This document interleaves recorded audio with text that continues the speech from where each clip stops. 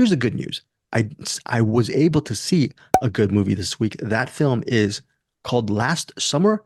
It's a movie by Catherine Breillat. I believe she's a French filmmaker. And it centers on, yeah, she's a French auteur. She's 75 years old. Bruce, I don't know if you've ever seen Fat Girl. That movie came out 20 plus years ago. I think you would love that movie. Very interesting artist. And this movie is essentially a family drama. Catherine Breillat is also a co-writer in collaboration with Pascal Bonitzer. The movie centers on a lawyer, and that lawyer is played by Leah Drucker, and she's a very successful woman. She has really loving husband who's a businessman, and she has two wonderful adopted Asian daughters or kids, and they live somewhere in this remote area of France, like French countryside area, very nice, idyllic location. The problem is her suburban life is upended by the arrival of her stepson. Her stepson's he's 17 and he's just a whole lot of trouble. And here's the thing. He is more than a whole lot of trouble. This is not a spoiler. This is a premise of this is a summary. She ends up hooking up with her 17-year-old stepson, Theo. Theo is played by Samuel Kircher. And what happens for the rest of the narrative is you get to see a little bit of their relationship and what happens when it's a wrong situation, right? She's an attorney, actually. What's interesting, she's an attorney for people who are abused. And here she is abusing a 17-year-old and seducing a 17-year-old, okay?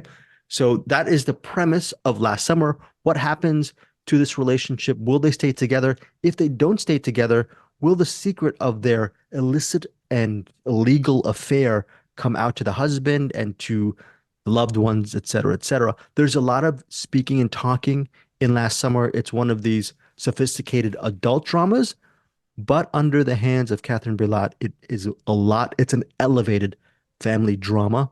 Music is by Kim Gordon, former member of Sonic Youth.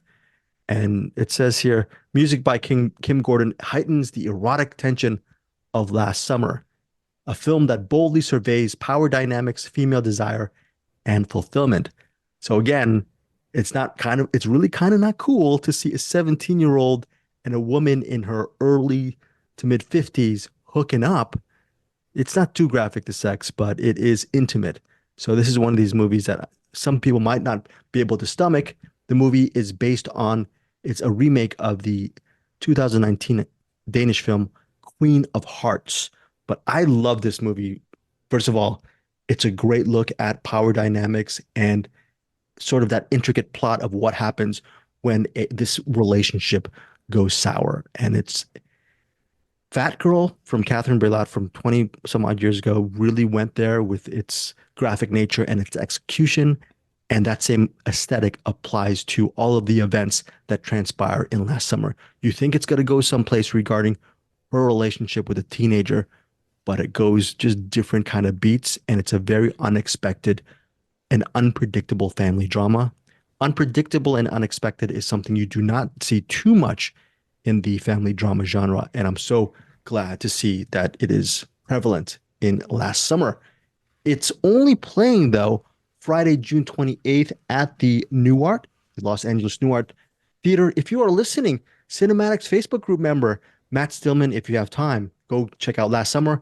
Or if you are in Los Angeles, give this movie a shot. And I'm sure as the weeks wind down in summer, there will be more locations to check it out. But until then, June 28th at the Los Angeles Nuart Theatre. My rating for Last Summer, 4.5 stars. I also want to apologize to Bruce and Eric after all their praises for Chronicles of a Wandering Saint.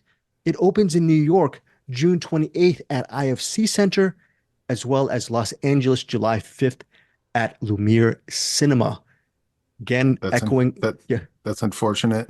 That sounds like it's going to play in 3 theaters and then be forgotten.